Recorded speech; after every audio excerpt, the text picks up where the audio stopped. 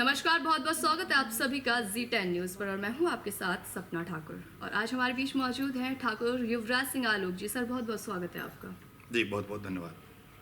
कहते हैं कि नारी शक्ति का रूप है और नारी कभी भी कोई भी बड़े से बड़ा काम भी कर सकती है, लेकिन अगर देखा जाए हमारे समाज में ही तो नारियों को दबाया जा रहा है अभी भी। और साथ ही उनके साथ जो आए दिन कृत्य हो रहे हैं वो भी काफ़ी आपत्तिजनक बताए जाते हैं, अपमानजनक है, क्योंकि बहुत ही ज़्यादा शर्मनाक तरीके से उनके साथ जो अभी कर्म किए जा रहे हैं वो काफ़ी निंदनीय है। तो इसी के साथ अभी आगामी दिनों में बेटियों के लिए एक दिवस भी मनाया जाएगा जिसे डॉटर्स डे कहते हैं। तो सर, ये डॉटर्स डे आखिर मनाया क्यों जाता है जब बच्चियों को बचा ही नहीं पा रहे हैं? तो नहीं, देखिए, अच्छी बात है कि पुत्री का दिवस मना रहे हैं, डॉटर्स डे मना रहे हैं।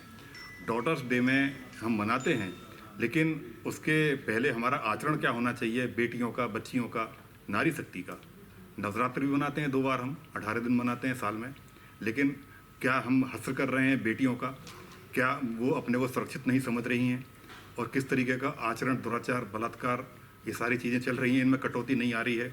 2012 में दामिनी केस हुआ, उसके बाद एक पहली बार ऐसा लगा कि इसमें सुधार आएगा, लेकिन उसके बावजूद भी ये सब नहीं हो रहा है।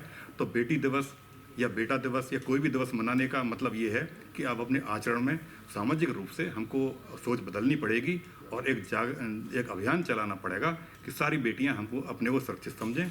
अब मदर्स डे भी आएगा। मदर्स डे में माता, जो जितने भी हाई-फाई लोग हैं, माता पिता को अपने को वृद्धाश्रम में अधिकतर डाल देते हैं। सभी की बात नहीं कर रहा, लेकिन काफ़ी लोग ऐसे हैं जिन माता पिता ने आपको भरण पोषण करके इस लायक बना दिया, आप उनके ऊपर पैसा खर्च करते हैं, लेकिन वृद्धाश्रम में वो सारी चीज़ें नहीं होनी चाहिए। माता पिता दिवस हो, माँ दिवस हो, मदर्स डे हो, डॉटर्स डे हो, उसकी मैं सभी देशवासियों को शुभकामनाएं, बधाई देता हूं। लेकिन इससे पहले अपने आचरण को संभालें।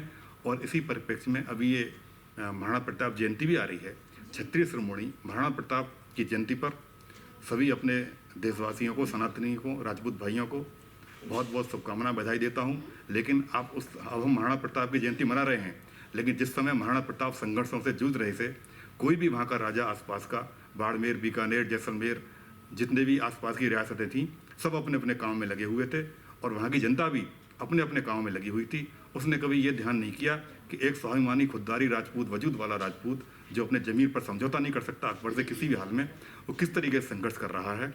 और उन्होंने इतने संघर्ष झेले, किसी भी राजा ने, मुट्ठी भर मुगल आए, मुट्ठी भर हूण आए, मुट्ठी भर ये आके हम पर हमला करते गए और एक तरीके से लुटेरे आए, हमको लूटते गए, लेकिन राजपूतों ने इतना वही बड़ी संख्या में होते हुए भी दूसरे राजपूत का साथ नहीं दिया और साथ में सारे जयचंद बन गए। तो इस क्षत्रिय शिरोमणि महाराणा प्रताप जयंती मनाने का भी सारी चीज़ें सभी मान्य होंगी जब हम अपने आचरण को बदलें, देशभक्ति का जज्बा लगाएं। अंत में महाराणा प्रताप जयंती की भी मैं सभी साथियों को बहुत बहुत बधाई देता हूँ, बहुत बहुत शुभकामनाएं देता हूँ। जय क्षत्रिय। तो इसी के साथ Z10 न्यूज़ भी आप सभी को डॉटर्स डे और महाराणा प्रताप जयंती की बहुत शुभ